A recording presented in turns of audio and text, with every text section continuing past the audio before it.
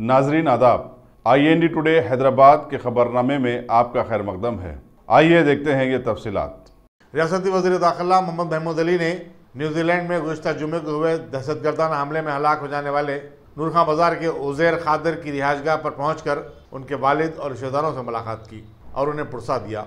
महलूक के वालिद हबीब खादर ने रियासती वज़ीर दाखिला से मैयत को हैदराबाद लाने में मदद की ख्वाहिश की ताकि तजहीज़ व तकफीन शहर में ही की जा सके। महमूद अली ने अपनी तरफ से हर मुमकिन मदद का यकीन दिलाया। इस मौके पर मजलिस रुकन असम्बली मुमताज़ अहमद खान और रुकन खानू साज कौंसल रियाजुल हसन आफंदी भी उनके हमरा थे। रज़ाकाराना तंजीम ह्यूमन वेलफेयर फाउंडेशन ने जो सेहत और तालीम के शोबे में गरीबों की गुज़श्ता 13 बरस से मदद कर रही है, अपने 10 साला प्रोग्राम विजन 2026 जारी किया है। फाउंडेशन की तेलंगाना और आंध्र प्रदेश की यूनिट के जनरल सेक्रेटरी अब्दुल जब्बार सिद्दीकी और डायरेक्टर मोहम्मद अब्दुल हमीद ने मीडिया को बताया कि आने वाले 10 साल के दौरान उनकी तंजीम CBSE स्कूल और मल्टी स्पेशलिटी हॉस्पिटल कायम करने के अलावा ज़रूरतमंदों को बिला सूद खर्च देने पर तवज्जो मरकूज करेगी। उन्होंने बताया कि तंजीम ने 2006 में अपने क़याम के बाद से अब तक गरीबों की हत्तर मकदूर मदद की है। उन्होंने रियासत के मुख्य हज़रात से फाउंडेशन की सरगर्मी में ताउन करने की अपील की। General secretary human welfare foundation Telangana and AP chapter में हूँ और हमारी NGO 2006 में इसको इस्टेब्लिश किया गया और बेसिकली ये 4 एरियाज़ में काम करती है: एजुकेशन, हेल्थ केयर, लाइवलीहुड और प्रोटेक्शन ऑफ सिविल राइट्स। ये 4 बड़े एरियाज़ में काम करती है। ये एरियाज़ में इसलिए काम करती है कि किसी कम्युनिटी को ताकतवर बन रही या घट रही देखना हो तो ये 4 एरियाज़ में देखा जाता है कि कितने इसमें पढ़े लिखे लोग हैं, कितने इलिटरेस लोग हैं। तो इसलिए हमने 4 एरियाज़ को सेलेक्ट किया है। इसके तहत हम जो है इंडिविजुअल सपोर्ट के बजाय इंस्टीट्यूशन को सेटअप करते हैं, स्कूल हम कायम करते हैं और उस स्कूल के ज़रिए से हज़ारों बच्चों को हम वहाँ पे एडमिशन देते हैं। तो स्कॉलर स्कूल के नाम से CBSE स्कूल हमारे नॉर्थ में चल रहा है। यहाँ पे हैदराबाद में खिलवत में हमारा एक टीचर्स ट्रेनिंग इंस्टीट्यूट है, TLA के नाम से, स्टैंडर्ड स्कूल पर। वहाँ पे 3 महीने का कोर्स होता है और पिछले 6 साल से हम कई बच्चों को जो है वो टीचर्स बनाए हैं और प्राइवेट स्कूल में क्वालिटी प्रोवाइड करने के लिए वहाँ पर हम प्रोवाइड कर रहे हैं। आप जाके देख सकते हैं, अच्छे वहाँ पर हमने बहुत काम किया उसमें। तो इसी तरह से हमारी प्राइमरी हेल्थ केयर में जो है क्लिनिक्स हैं कि वहाँ पर सस्टेनेबल मॉडल्स हम चलाते हैं।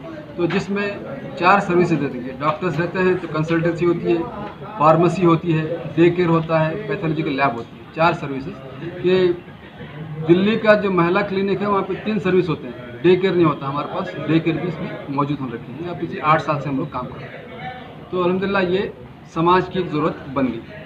इसी तरह से जैसे मैंने कहा कि सिविल राइट्स में हम लोग लीगल एड सपोर्ट सेंटर चलाते हैं जिसमें सिविल मैटर्स को रिजॉल्व करने की भरपूर कोशिश करते हैं। हमारा मकसद ये है कि समाज के ऐसे मुख्तलिफ ग्रुप्स जो है इस काम में उतरे ताकि समाज एक बेहतरीन मजबूत समाज बन जाए। सारा काम हम सरकार पे ना छोड़ें, समाज भी कुछ अपने ऊपर बोझ ले ताकि एक बेहतर समाज हमारे मुल्क को हम प्रोवाइड कर सकें। ये कोशिश है। ट्रेनिंग कर दिए जी। हमारा सिस्टम उसमें ये है कि हमारे पास स्पॉन्सर्स हैं। हम ये चाहते हैं कि हमारे 12th क्लास के या ग्रेजुएट्स बच्चे जो है वहाँ पे अच्छी ट्रेनिंग लें और उसके ज़रिए से प्राइवेट स्कूल्स में, कि सबसे ज़्यादा सदर्न इंडिया में हैदराबाद में सबसे ज़्यादा प्राइवेट स्कूल्स हैं। चेन्नई में नहीं है, बेंगलुरु में नहीं है, लेकिन जितने भी प्राइवेट स्कूल हैं वो एक के टी स्टॉल की तरह है। पैसे जब तक देंगे तालीम, पैसे बंद तालीम बंद। तो हम क्वालिटी तालीम देने के लिए काम करते हैं। शायद ट्रेनिंग के बाद में फिर आप प्लेसमेंट कुछ वगैरह देंगे वो लोगों को? उनको प्लेसमेंट भी होता है यानी आपकी तरफ से ही है वो?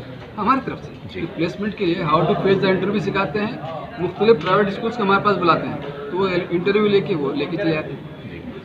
तो अब तक कितने टीचर्स को अपॉइंट कर चुके हैं? अब तक देखिए कि 4000 के ऊपर जो है हमारे टीचर्स बने। पिछले हम 8 साल से काम कर रहे हैं यहाँ पे। 8 साल से? 8 साल। ठीक। हसन नगर के सेंट सुलेमान हाई स्कूल में साइंस एग्जीबिशन का इनेकाद अमल में आया। गैलेक्सी कॉलेज के उसामुद्दीन, TV99 के अहमद हुसैन, क्रिस्टन कॉलेज के मखदूम खान और इस्लाह हाई स्कूल के डायरेक्टर सिकंदर माशुकी और दूसरों ने मेहमानान खुसूस की हैसियत से शिरकत की।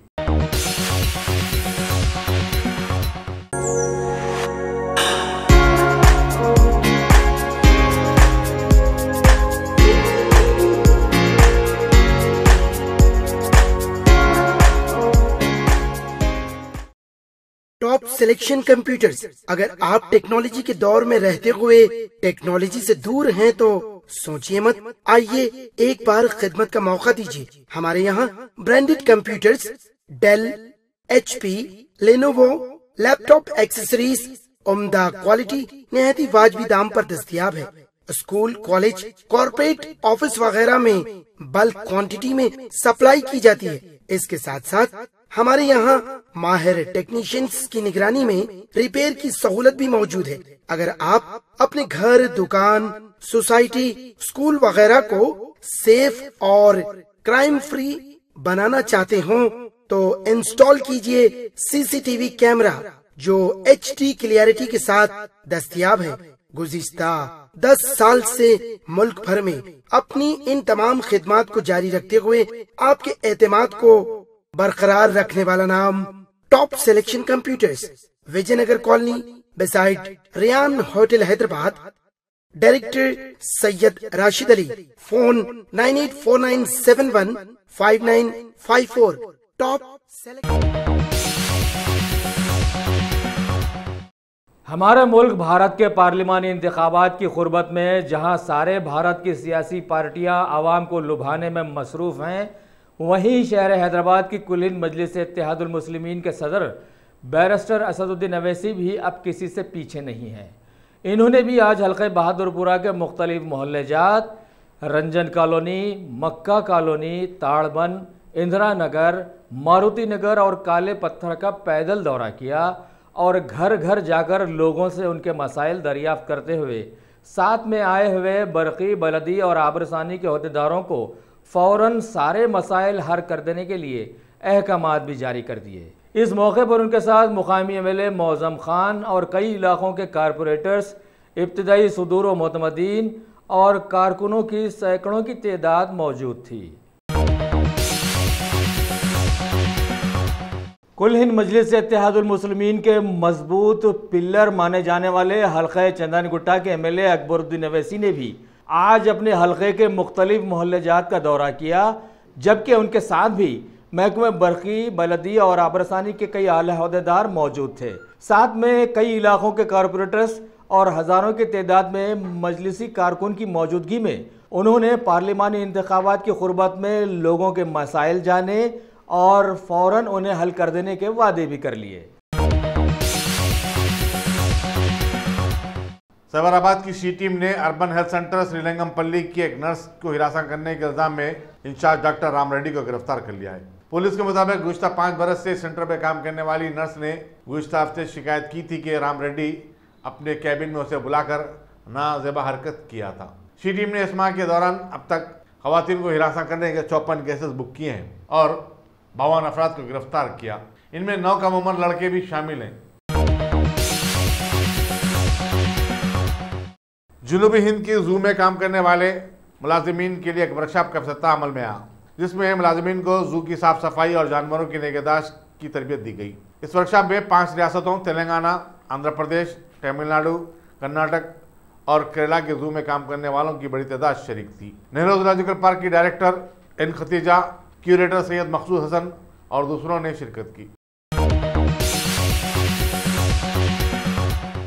रियासत तेलंगाना के chief secretary doctor SK Joshi ने आज सेक्रेटरीट में मुख्तलिफ महकमे जात के कमिश्नर्स के साथ एक बैठक रखी और EODB यानी ईज़ ऑफ डूइंग बिजनेस के तहत जानकारियां हासिल की, जिसे 27 मार्च तक मुकम्मल कर देने के अहकामात हैं। SK जोशी ने बताया कि EODB के तहत अभी तक 80 में से 78 तब्दीलियां लाई जा चुकी हैं और बाकी बचे 2 को भी 1 हफ्ते के अंदर तकमील को पहुंचा दिया जाएगा। उन्होंने महकमे सनत को पाबंद किया कि साफ सुथरे और कामों को हरकियाती बनाने के लिए दूसरे महकमों से भी तालमेल बेहतर किया जाए और तमाम मामलात को DIPP प्रोसीजर्स के तहत लाने पर जोर भी दिया। तामीराती इजाज़तनामों के लिए महकमे जंगलात, बलदी, फायर सर्विसेज और लेबर डिपार्टमेंट से जुड़कर काम करने के लिए भी कहा, ताकि कामगारों का डाटा ESI कॉरपोरेशन से जुड़ा रहे। इसी दौरान ये भी बताया गया है कि मिशन भागीरथा और मेट्रो वाटर वर्क्स ने अपने अपने प्रोजेक्ट्स की तकमील कर ली है। चीफ सेक्रेटरी की इस मीटिंग में Sunil Sharma, Shashank Goyal, commissioner of industries Nadeem Ahmed, pollution control board के secretary Satyanarayana Reddy, fire services के डीजी गोपी कृष्णा के अलावा दीगर कई आला ओहदेदारों ने शिरकत की। भारत में हालिया दिनों में पुलवामा दहशतगर्दाना हमले के बाद सारा मुल्क गम के गहरे बादल में डूब कर रह गया था, लेकिन ऐसे में ये भी देखने में आया कि बहुत सारे मरकजी आला लीडर्स ने अपनी कार्रवाइयां जारी रखी, जैसे कुछ हुआ ही ना हो या फिर जो कुछ भी हुआ हो शायद उसे होना ही था। लेकिन अभी खबर है कि रियासत तेलंगाना के शहर हैदराबाद में वाक़े राजभवन में पुलवामा हमले के गम में होली त्यौहार न मनाने का ऐलान किया गया है। लिहाजा इस सिलसिले की सभी तकारीब अब की बार राजभवन में एहतमाम नहीं की जाएंगी। जनसेना के सदर पवन कल्याण अपने भाई चिरंजीवी के नक्शे कदम पर चलते हुए 11 अप्रैल को होने वाले असम्बली इंतखाबात में 2 हल्कों मगरबी गोदावरी के भीमावरम और विशाखापट्टनम के गज्जावल से मुकाबला करेंगे। पवन कल्याण ने 8 हल्कों का सर्वे करवाया और फिर मिलाकर 2 हल्कों का इंतखाब किया। याद रहे कि चिरंजीवी भी 2009 के चुनाव में पालाकोटा और तिरुपति से मुकाबला किया था, लेकिन वो तिरुपति से मुंतखब होने में कामयाब हुए। आइंदा माह होने वाले लोकसभा के चुनाव के लिए आवाम की शऊर की बेदारी का एक प्रोग्राम वनिता महाविद्यालय नुमाइश मैदान में मुनक़िद हुआ। इसमें आवाम को उनके हक़ रायदही और उसकी अहमियत, EVM मशीन और VVPAT मशीनों के इस्तेमाल से वाकिफ़ करवाया गया। कमिश्नर GSMC और इलेक्टोरल ऑफिसर हैदराबाद दाना किशोर ने बताया कि दोनों शहरों में 1,25,000 नए राय दहिंदों के नाम शामिल किए गए हैं। साल जनवरी के बाद जिनके नाम शामिल किए गए हैं उन्हें पहली मरतबा हक़ रायदही का मौका मिलेगा। इस प्रोग्राम में एडिशनल कमिश्नर हरिचंदना और तमाम नोडल ऑफिसर्स भी शरीक थे।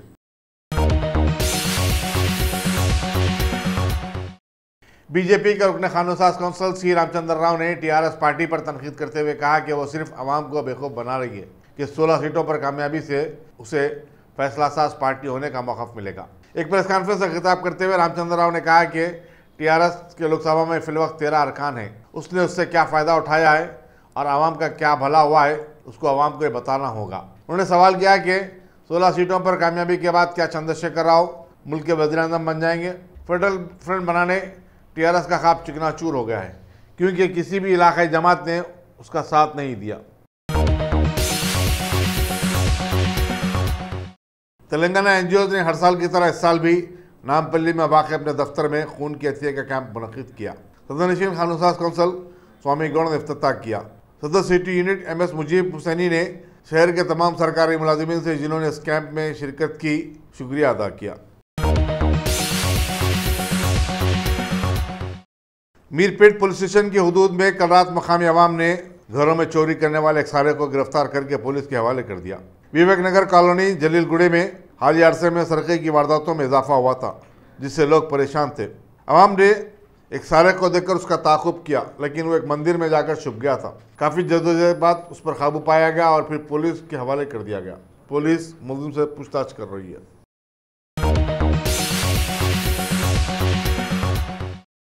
नवा इलाके शमशाबाद में एक नामालूम खातून की नाश दस्तियाब हुई जो मुकम्मल तौर पर जली हुई थी। पुलिस को शुबा है कि इस खातून का अस्मत रेजी के बाद कत्ल कर दिया गया हो।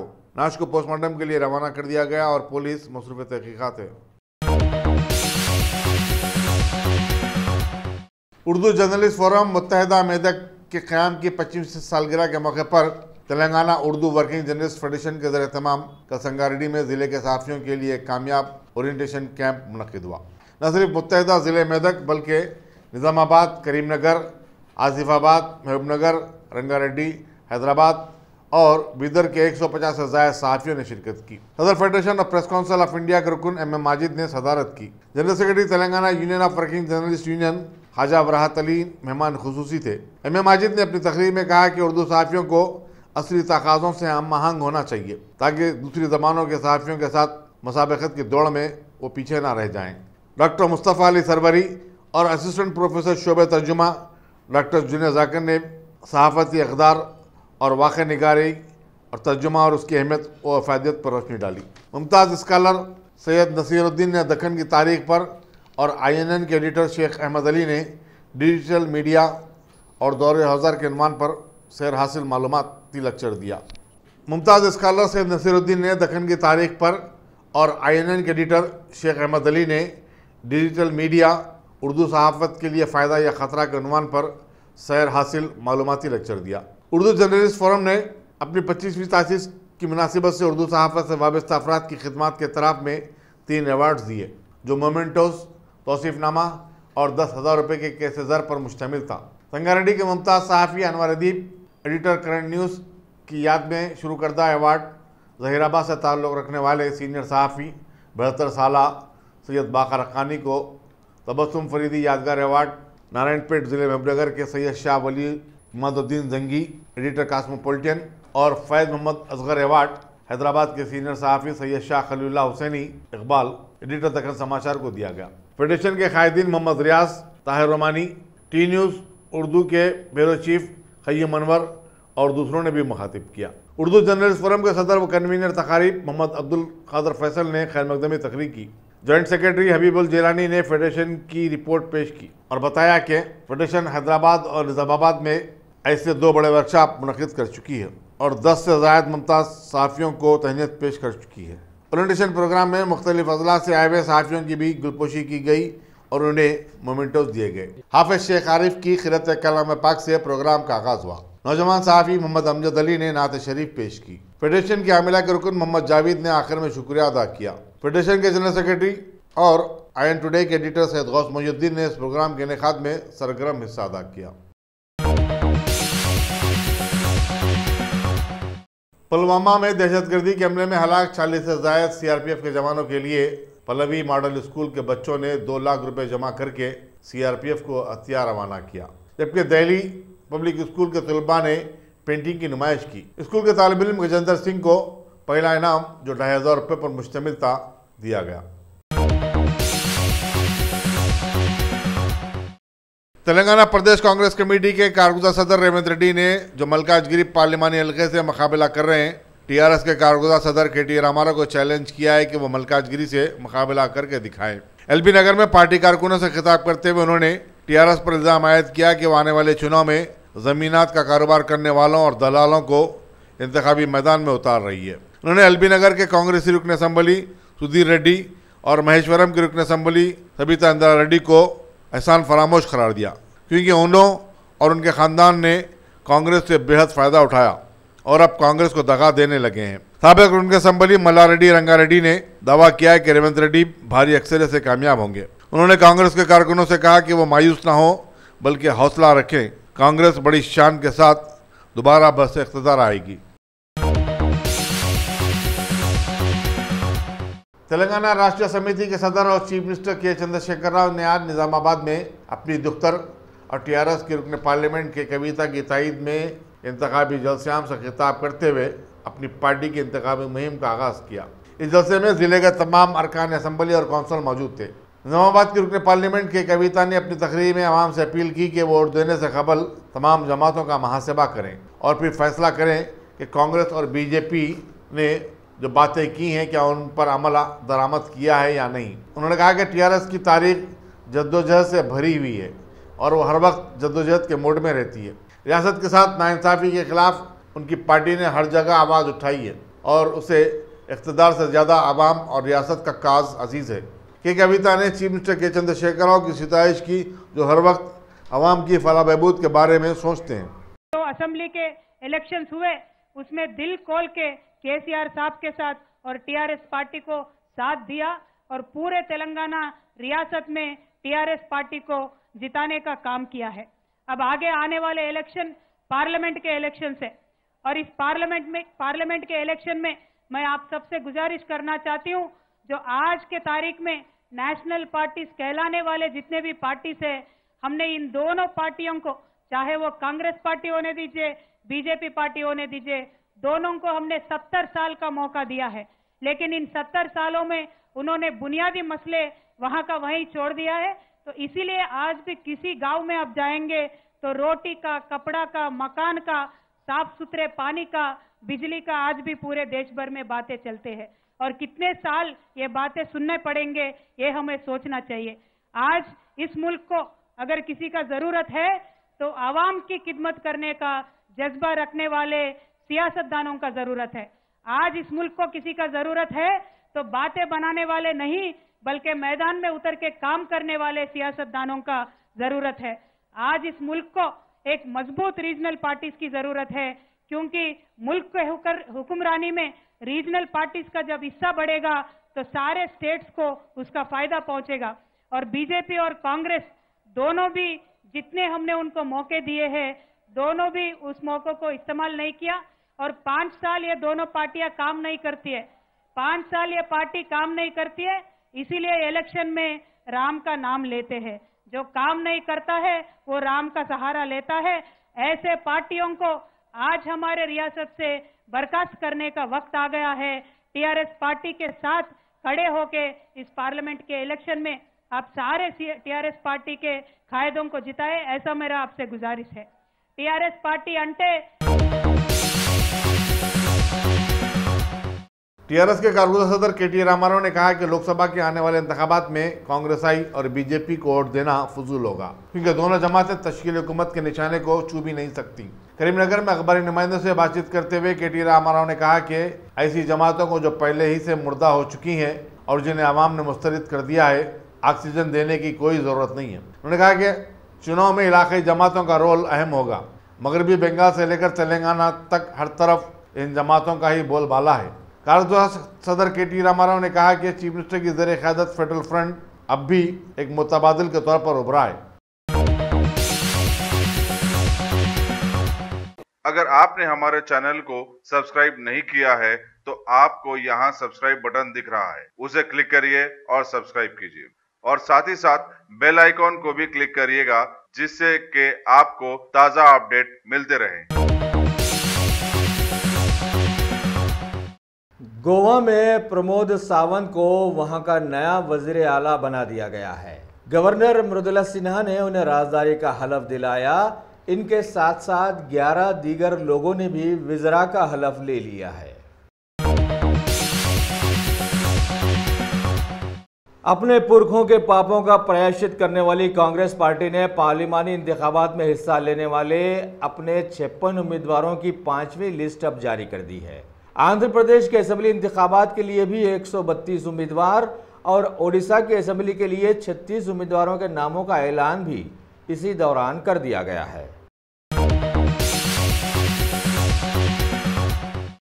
पीएम मोदी के जबरदस्त राजदार और वजीर खजाना बना दिए जाने वाले अरुण जेटली बीजेपी पार्टी और पीएम मोदी की तारीफों के पुल बराबर बांधते आ रहे हैं।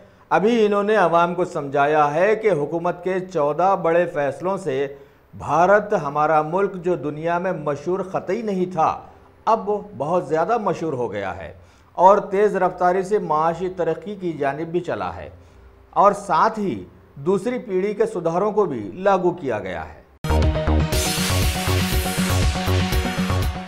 बीजेपी हुकूमत मुल्क में जीएसटी लाकर उसमें सुधार लाने के लिए अभी तक कई बैठकें कर चुकी है, लिहाजा अभी तक अवाम का जितना पैसा बर्बाद हुआ उसका कोई अंदाज़ा नहीं लगा सकता।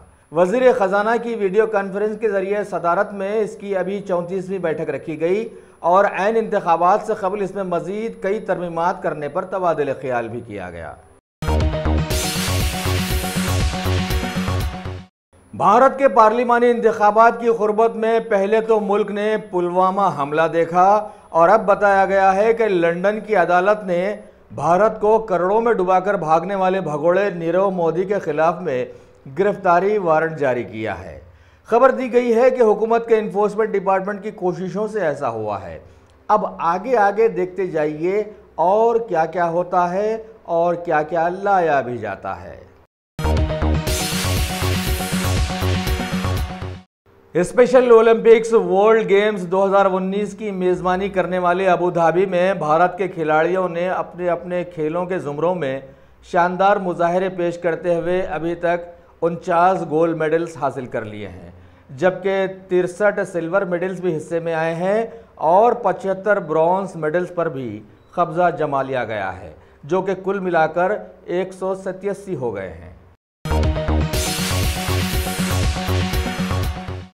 पड़ोसी मुल्क पाकिस्तान के क्रिकेट बोर्ड ने आईसीसी की एक समिति में एक मामला हारने के बाद मुआवजे के तौर पर बीसीसीआई को $16 लाख मुताबिक 11 करोड़ का चालान अदा किया है। पाकिस्तान क्रिकेट बोर्ड के सदर एहसान मलिक ने इसकी जानकारी कराची में दी है। अगर आपने हमारे चैनल को सब्सक्राइब नहीं किया है तो आपको यहाँ सब्सक्राइब बटन दिख रहा है, उसे क्लिक करिए और सब्सक्राइब कीजिए और साथ ही साथ बेल आइकॉन को भी क्लिक करिएगा जिससे कि आपको ताज़ा अपडेट मिलते रहें।